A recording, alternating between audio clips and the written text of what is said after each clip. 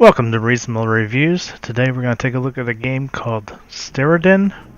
Steredenn. I don't know how to pronounce it, but it's close. It is a roguelike shoot 'em up. And as you can see, we're going to go through. They have the standard roguelike daily run. We're going to take a look at that. That is basically the same as the single player mode. And you can go through, obviously you'll have select weapons and drops that everyone will get. But we're going to take a look through that here and see how we do today. And then as you can see, your basic shoot 'em up kind of game. Kind of classic style. Neo-retro, faux retro, I think that's what I want to call it. Although I probably shouldn't use it for that. I really do like this game. It is very addicting.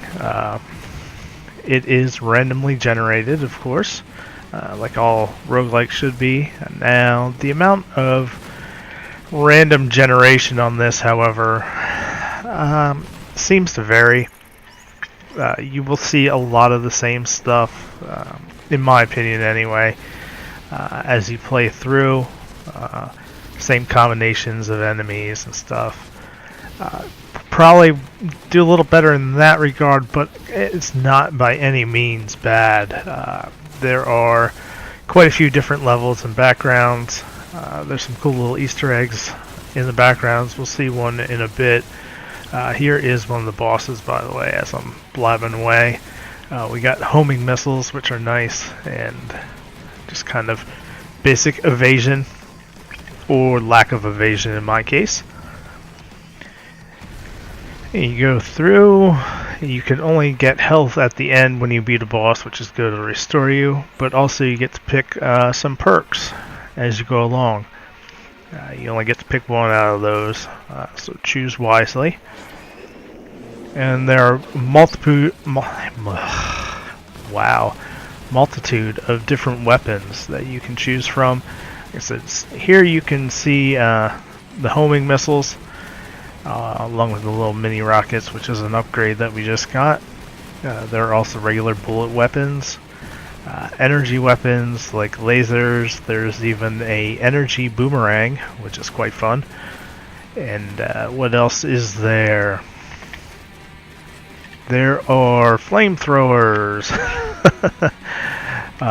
The heavy weapons are pretty fun to play with. There are a variety of different ones. Like I said, flamethrower, there's a stasis gun, and all sorts of nifty stuff. There are also little bots that you can get to do the dirty work for you. They're gun bots, flamethrower, rockets, pretty much everything here. There's also shields too. You can use that as one of your weapons. You do get to select two. Any more than that, so you will switch here and put the laser. The lasers work really nice against the rocks. And here we go. Now, if these first two levels here seem pretty short, that is essentially just kind of how they do things. The farther along you get, the longer the levels get. I may be wrong in that, but at least that's how it seems to me. Each boss has some pretty unique attacks. If you play long enough, obviously you get the strategy, where you need to be, where you shouldn't be. Take them out. The homing missiles here are really quite fun, and you can kind of take advantage of some of these bosses pretty easily. Yep, as we see there, look, health is back. Ooh, and we got weapon reload faster. Like I said, these bonuses, if you're lucky, they will help out with what you have, or hopefully you already have what you want quickly. Otherwise, it can kind of be a crapshoot. It's good and bad, like all roguelikes. Once you're dead, you are dead. There is kind of no legacy thing. None of these upgrades that I've noticed take over or stay with you. I have not beaten the game yet completely. Oh, there's the boomerang. We won't play with that. I like the regular laser.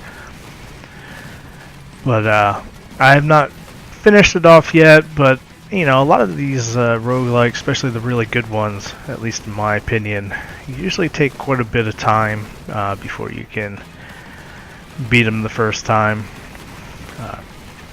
Others might disagree with me, you know, tell me get good or whatever, but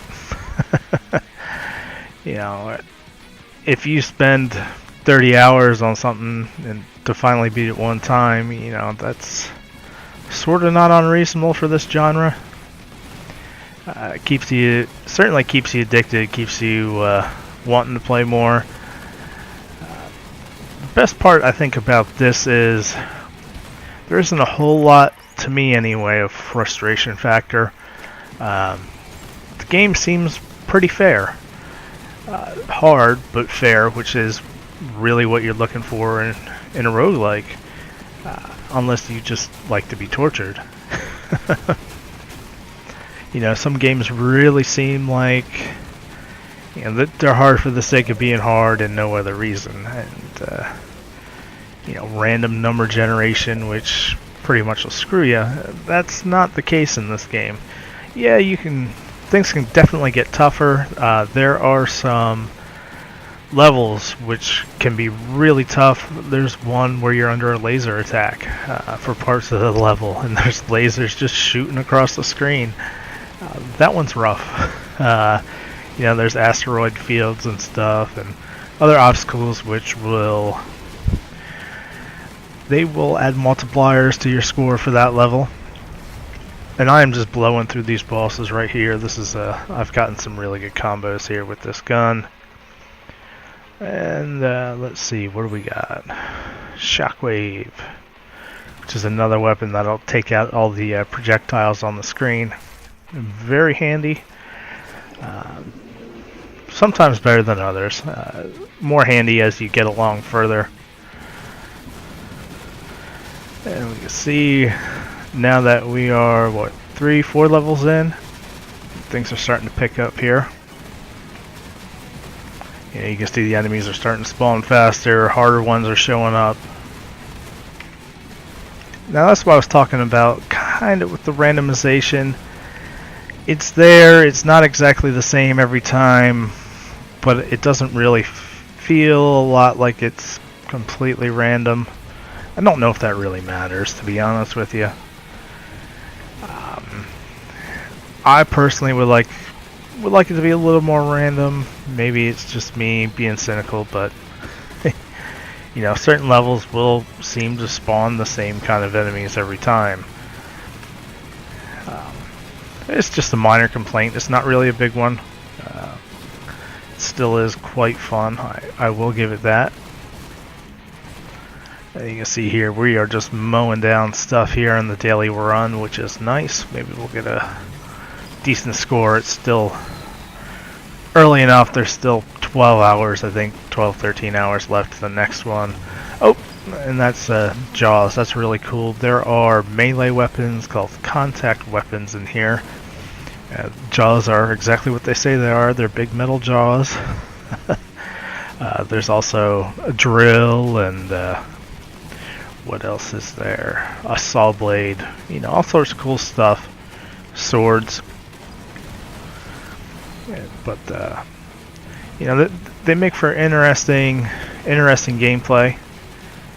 Different runs, you can do things, you know, a lot differently from one time to another. Here we go. We got the cruise ship, and this one has given me difficulty up to this point. But like I said, we got the right weapon right away, which is awesome.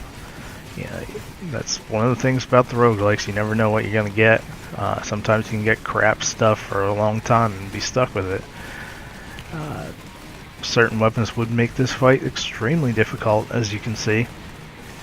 You know, right now I can just kind of hang out behind him, and there's not much he can do. Oh.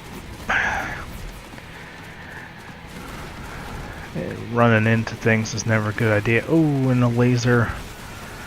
Not being smart, kind of getting under where the laser spawns. Thanks to our homing missiles of doom. And as you can see as well, the ship is flashing kind of like a yellowish orange. We're not doing a ton of damage to this thing. Different weapons do damage the ships differently, and you can tell that by the reflection of the colors when you hit. I don't know if it's red or purple that does the most damage. I didn't quite pay that much attention to the tutorial, and I probably should have, but either one of those you're good. Yellow has a tendency to take a longer time, and there we go, take that. And we got them. 10% more damage, here we go. As we continue our daily run, and this is the way it goes. You've got quite a few bosses you go through. Oh, and here's the asteroid field I'm talking about. And there's also a cool little surprise later on in this level, unless I missed them. There is a TARDIS flying in space, and I think it's this level. We shall see. And it's a good thing that we do have the laser. The laser does really well against the asteroids. Also handy pickup is one. There's one that lets you break through their shields. Otherwise, you're kind of screwed until they're done with them. That's usually a good pickup to have unless there's something that much better. What do we got here? Ooh, the Bay gun. Oh. Obviously named after Michael Bay and the big explosions. Yeah, they seem to have a pretty good sense of humor here with this game, which is nice. And we're just kind of fighting through. This is uncharted territory at me. Oh, there's the TARDIS. Now, if only we can get Doctor Who to help us out here. That'd be great. You see lots of action in here, and this is, this is what it is. Not much different. It doesn't really have to be, in my opinion. It does a very good job at keeping you engaged, keeping you moving.